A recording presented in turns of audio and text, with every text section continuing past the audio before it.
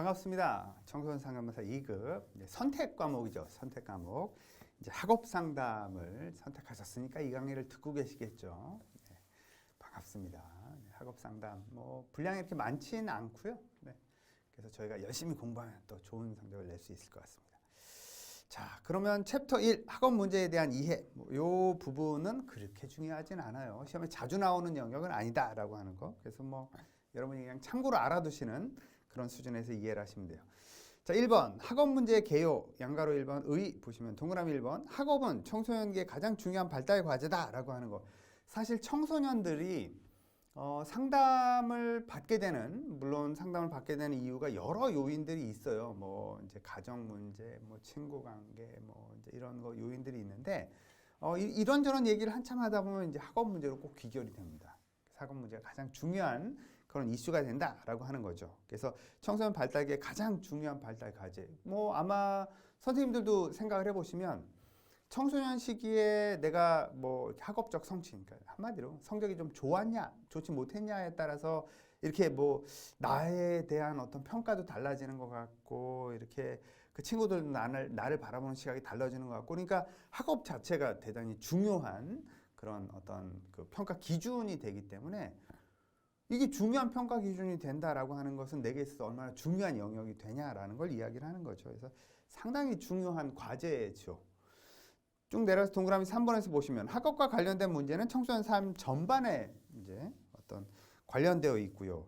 학업에서의 부적응이나 어려움은 생활의 모든 영역에 영향을 미치게 되고 청소년에게 발생한 어떤 문제나 갈등 등 대부분 학업 곤란을 갖고 있습니다. 이 문제로 인해서 학업 곤란을 가져와요, 대부분. 그래서 가정에 불화가 있으면 학업 성적이 떨어진다든지, 친구 관계에 문제가 있으면 학업 성적이 떨어진다든지, 이런 아주 그 즉각적인 영향을 주게 된다, 이런 특징이 있습니다. 양가로 2번 특성은 뭐냐면 학업 문제의 특성은 어떻게 나타나지냐면 동그라미 1번 어휘력이 낮아서 학업 문제가 발생하는 경우, 이런 경우에는 사실 이제 생각을 해보면 공부 자체가 이게 특정한 단어를 우리가 잘 이해를 못하면 공부하기가 좀 어렵죠. 우리가 그 청상 시험 준비하는 것도 마찬가지 아닙니까?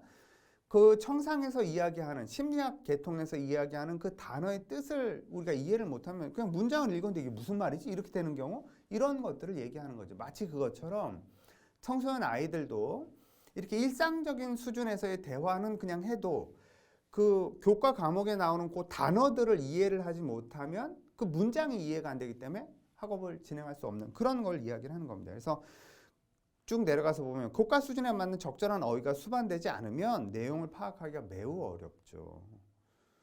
그래서 실제로 이제 제가 상담을 하거나 또는 선생님도 아마 청소년 아이들 주변에서 보시면 요즘은 그 청소년 아이들의 수학 문제가 이렇게 수학 공식으로 이렇게 나오지가 않고 문장으로 이렇게 쭉 나와서 그걸로 공식을 뽑아가지고 문제를 푸는 이런 식으로 문제가 나오기 때문에 문장을 잘 이해를 못하면 수학 문제를 풀지 못하는 이런 경우들이 아주 많이 발생하고 있죠. 이런 것들이 이제 그 어휘력이 낮을 때 나타나는 큰 문제일 수 있다, 이렇게 볼 수 있고요.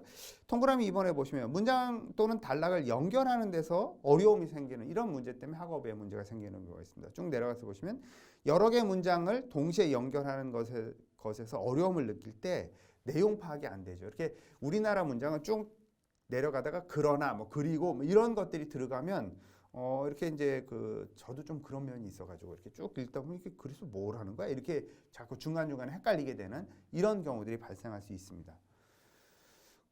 그 다음에 동그라미 3번에서 보시면 새로운 것에 대한 수용폭이 아주 낮을 때 학업 문제가 발생할 수 있다, 이 얘기를 하는 거죠. 그래서 내용을 보시면 새로운 내용을 받아들이는 수용이 폭이 낮은 사람들, 수용의 폭이 낮을 때는 이제 학업 문제가 발생할 수 있습니다. 이게 사실은 이런 경우가 아주 흔하지는 않는데 그런 경우도 있다는 거죠. 동그라미 4번 추론 및 원인과 결과에 대한 어떤 연결을 잘 못할 때, 인식력이 낮은 경우에 학업 문제가 발생할 수 있죠. 그렇죠. 어떤 원인으로부터 결과가 도출이 되는데 이거에 대한 어떤 연결을 잘 하지 못할 때 학업 문제가 발생할 수 있죠. 그래서 이해력이 낮은 경우.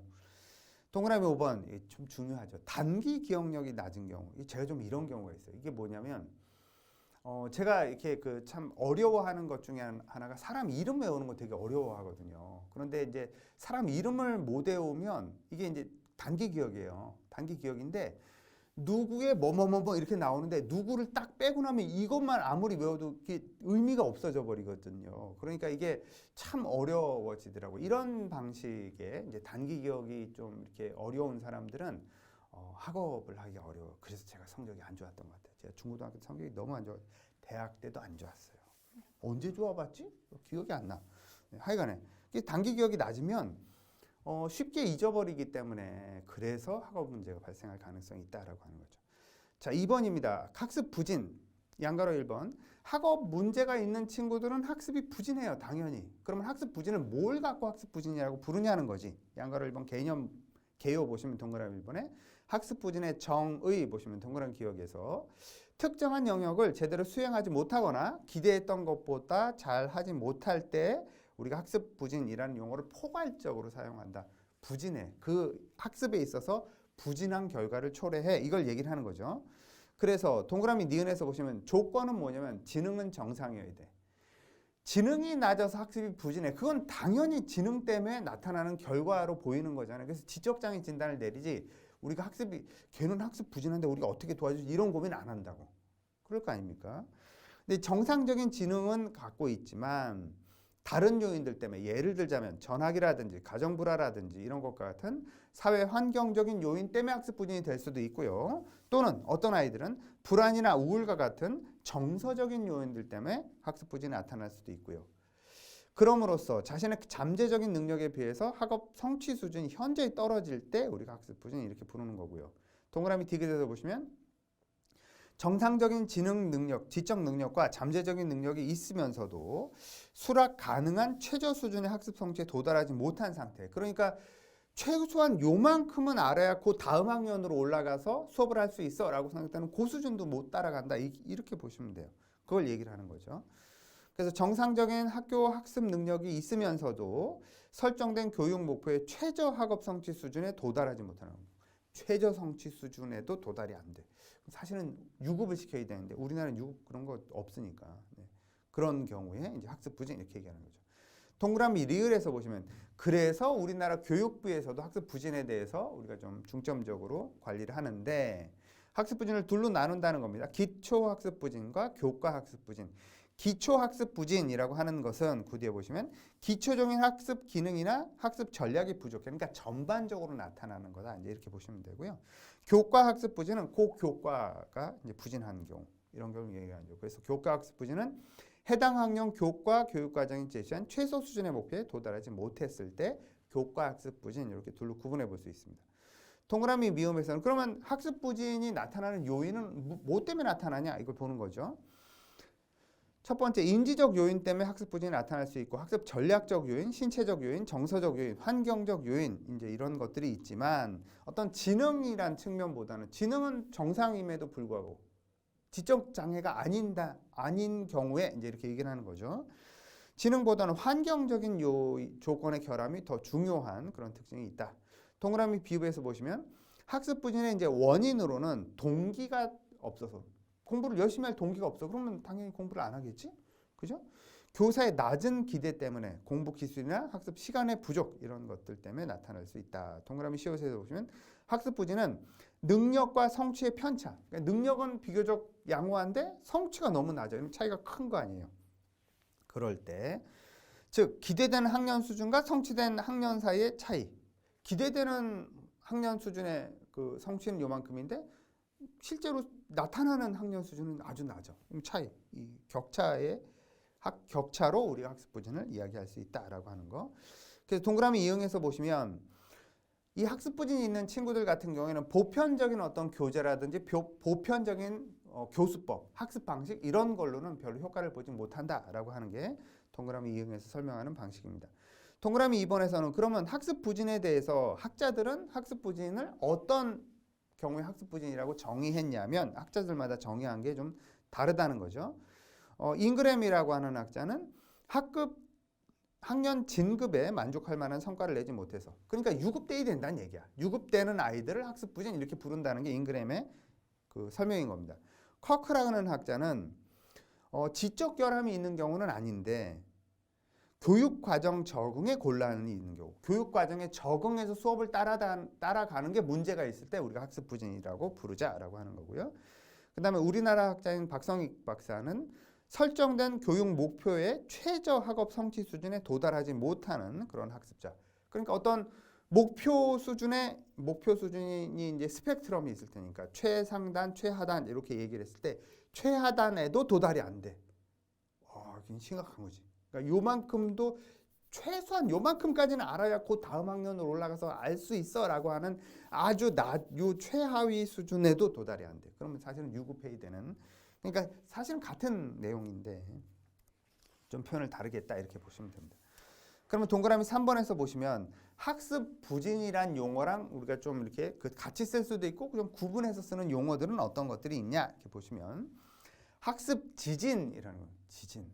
이렇게 보통 이렇게 지진아 뭐 이렇게 옛날에는 그렇게 해도 부르기. 근데 이게 좀 비하적 표현이 많아서 이제 이런 용어 잘 안 쓰거든요. 학습 지진이란 용어가 있죠. 학습 지진이라고 하는 것은 거기 이제 설명 보시면 첫 번째 점 지적 능력의 저하로 인해서 학습 성취가 뒤지는 경우. 그러니까 지적 능력이 지적 장애는 아니야.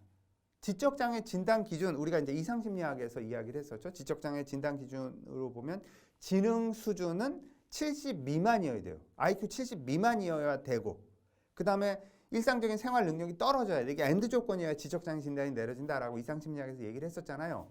그런데 지적 장애 진단 기준에 해당하진 않아. 그럼 70보단 높아야 된다는 얘기지.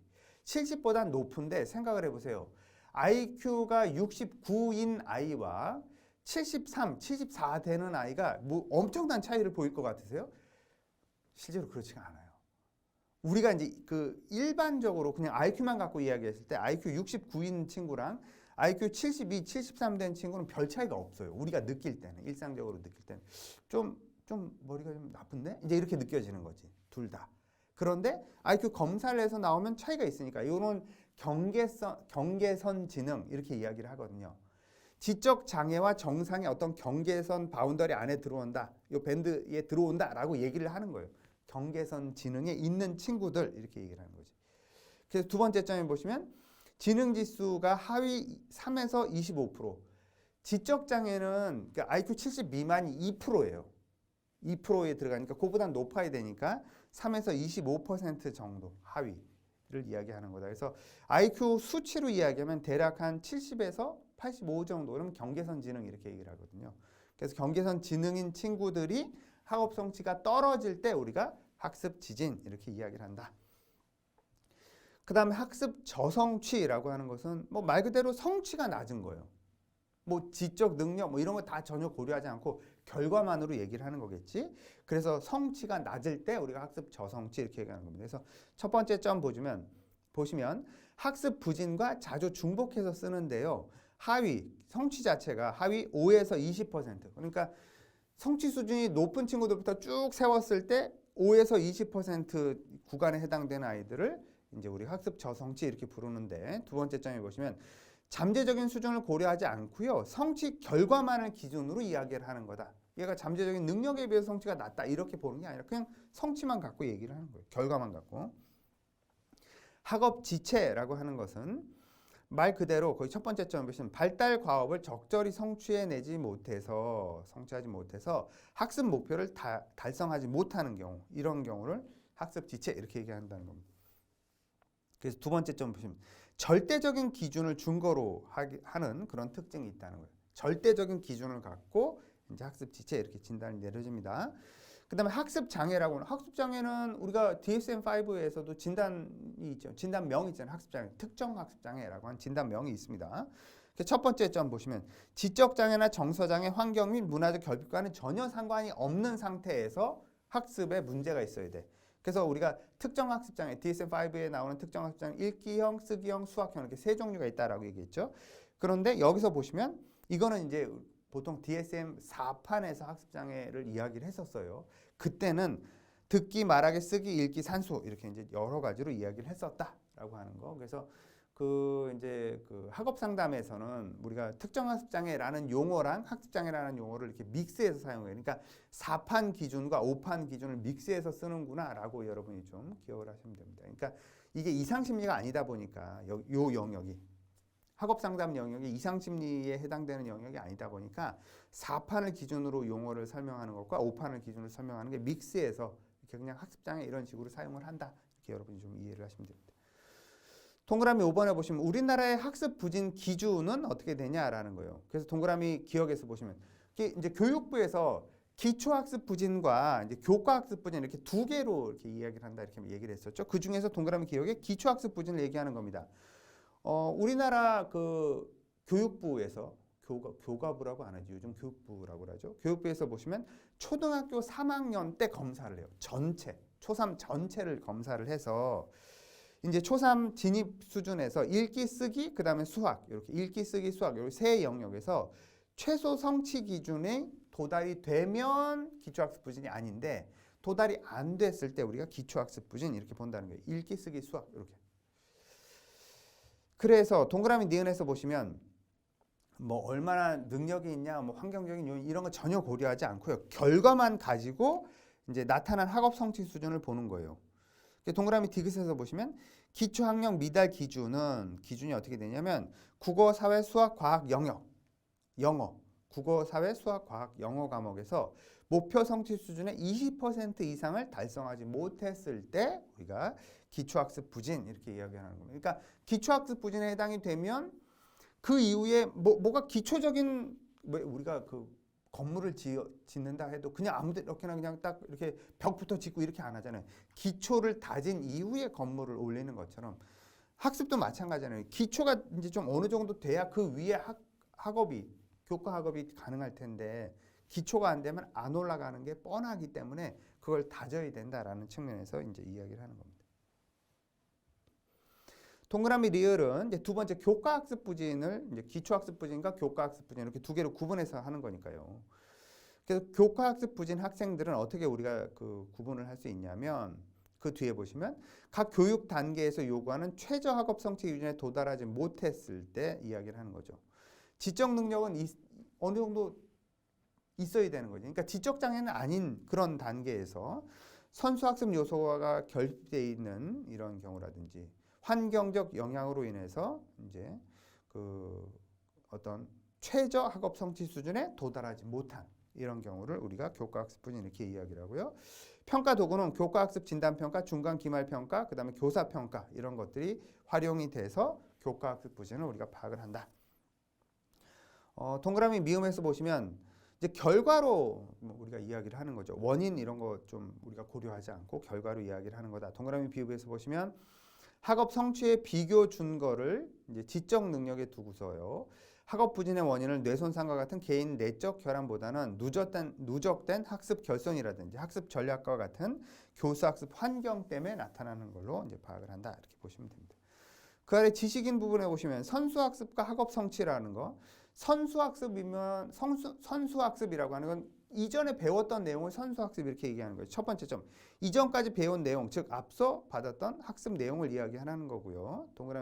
두 번째 점 보시면 선수학습 결손이라고 하는 것은 우리가 케이크 쌓아가듯이 학업이 그렇잖아요. 공부라고 하는 것이 그 이전에 배워야 될 걸 배운 이후에 그 다음 걸 배우고 그 다음 걸 배우고 그 다음 걸 배우고 이렇게 이제 배우게 되는 거니까. 그래서 뭐 초등학생 같은 경우 워낙 오래돼서 잘 기억도 안 나지만 1, 2, 3학년을 건너뛰어서 4학년 걸 우리가 배울 수가 없잖아요. 그렇죠? 그러니까 우리가 흔히 생각하는 대로 더하기 빼기를 못하는 아이들이 곱하기 나누기를 할 수 있겠냐고. 그건 불가능하다라는 거예요. 당연히 그럴 수밖에 없죠. 더하기 빼기 곱하기 나누기를 해야 우리가 이제 어떤 방정식을 할 수 있는 것처럼 이런 것들을 이야기를 하는 거죠. 그래서 네 번째 점이 보시면 상급 학교로 갈수록 선사학습의 중요성은 매우 커지는 그런 특징이 있습니다. 아래 학년에서 충분히 학습을 해야 그 다음 게 쌓아지는 우리가 케이크 올리는 그런 거를 이렇게 연상하면 되겠죠. 그 다음에 이제 그 다섯 번째 점이 보면 수학 같은 경우에는 위계성이 매우 높죠.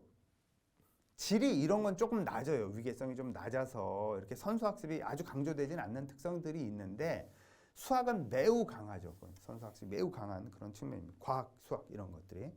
그래서 위계성이 높은 과목이어서 선수학습이 결손되면 새 단원을 공부할 때 매우 큰 어려움을 겪죠. 그래서 수학은 어느 순간에 포기해버리면 그 다음에는 정신 차리고 다시 공부하는 게 이런 게 어려워집니다. 그렇죠?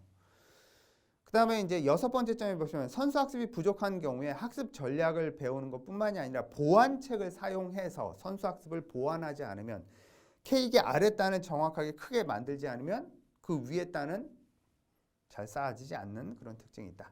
양거로 2번 학습 부진의 특성은 학습 부진이 나타날 때는 3가지 영역에서 나타난다는 거죠. 그래서 보시면 동그라미 1번에 인지적으로, 동그라미 2번에 정의적으로, 동그라미 3번에 환경적으로 나타나진다는 거예요. 그럼 인지, 정서, 행동 이렇게 보통 우리가 심리를 이야기할 땐 이렇게 얘기하는데 우리가 학습에서는 정의라는 용어를 사용을 합니다. 정의적으로. 그래서 정의라는 용어를 여러분이 좀 이렇게 알아두셔야 되는데 정의라는 용어는 이런 거예요.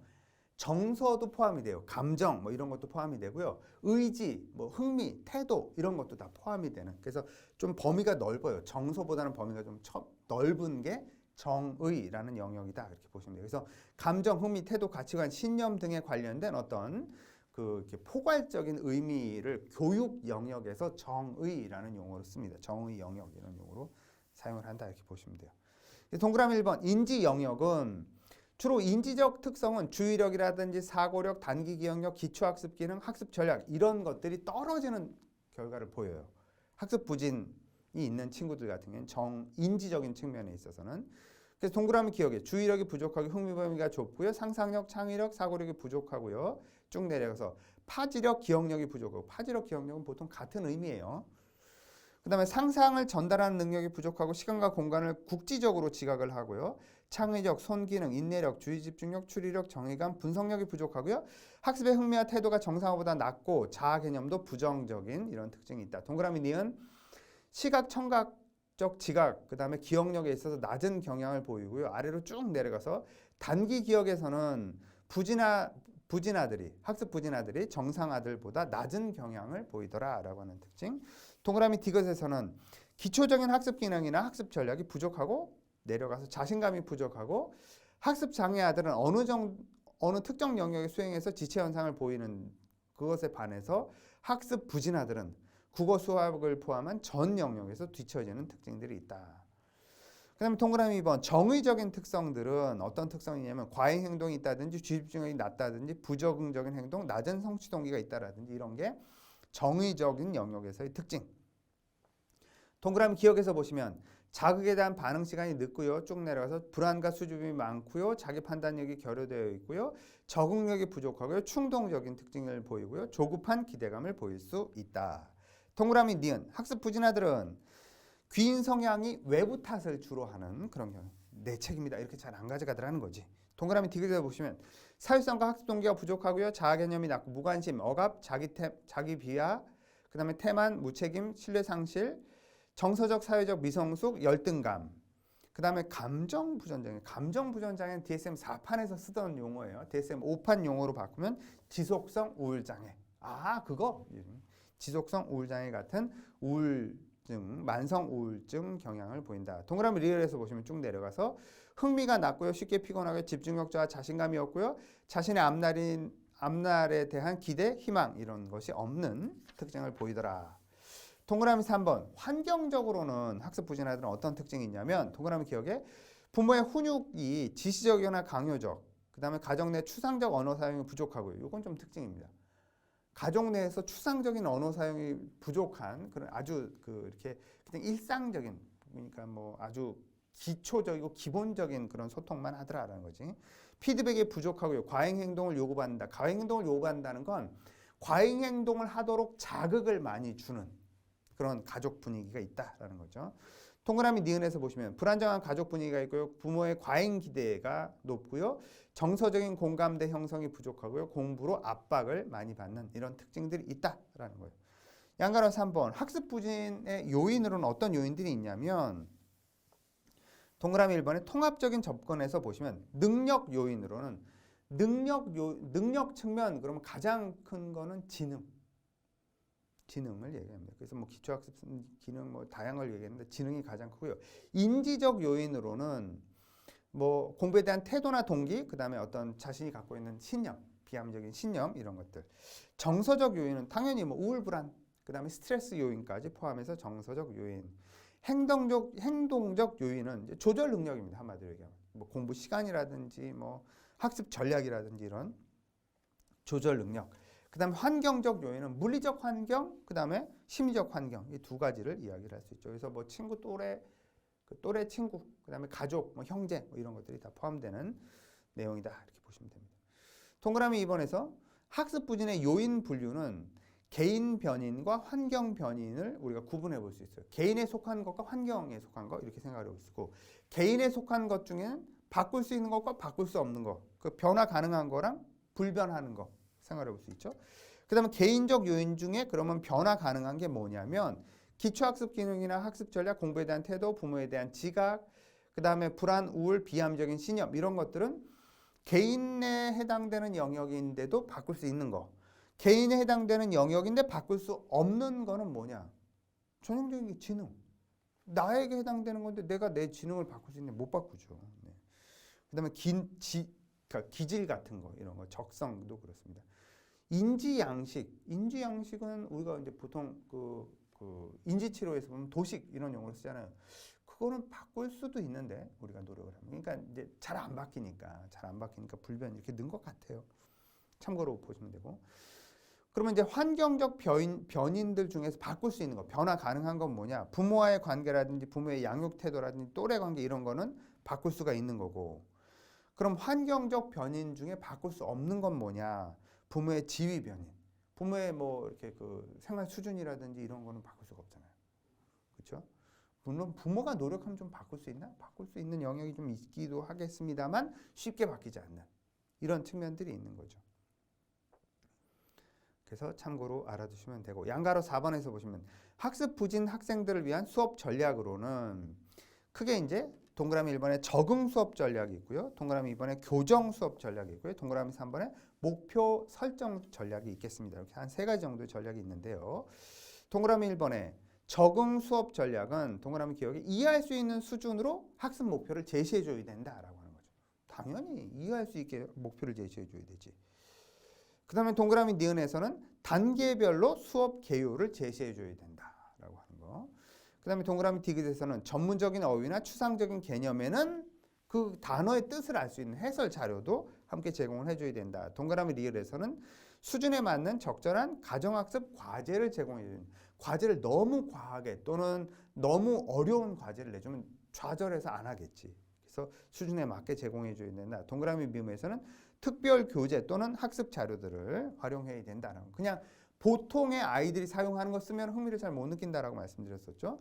동그라미 비읍에서는 계속적인 점검이 필요하다라는 거. 그 다음에 동그라미 시옷에서는 쭉 내려가서 학습 기술을 지도해 주는 게 필요한데, 학습 기술이라고 하면 구체적인 예로 정보 확인, 분석, 저장, 기억 방법, 독서 방법, 시험 준비, 노트 필기 방법 등의 학습 기술을 가르쳐 주는 게 필요하다라는 거.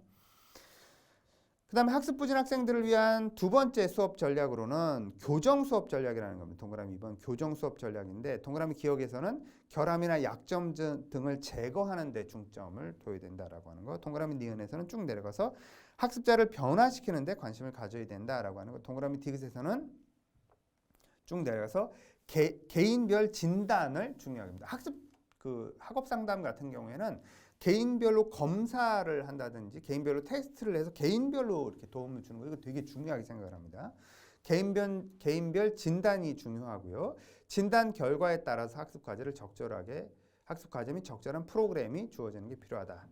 동그라미 3번에서는 목표 설정을 우리가 어떻게 할 수 있냐면, 학습 부진 학생을 위해서 목표 설정을 어떻게 할 수 있냐면, 동그라미 기억에서 쭉 내려가서 목표를 세울 때는 특히 현실적이고 구체적이면서도 단기적인 목표를 세워야 돼서, 단기 목표를 세워야 단기적으로 달성하는지를 우리가 확인하면서 이게 달성 이렇게 나타나야 우리가 행복감을 경험하지, 오랜 시간 노력해서 달성 딱 한 번 경험하면 그 중간에 지쳐서 쓰러져 버려요.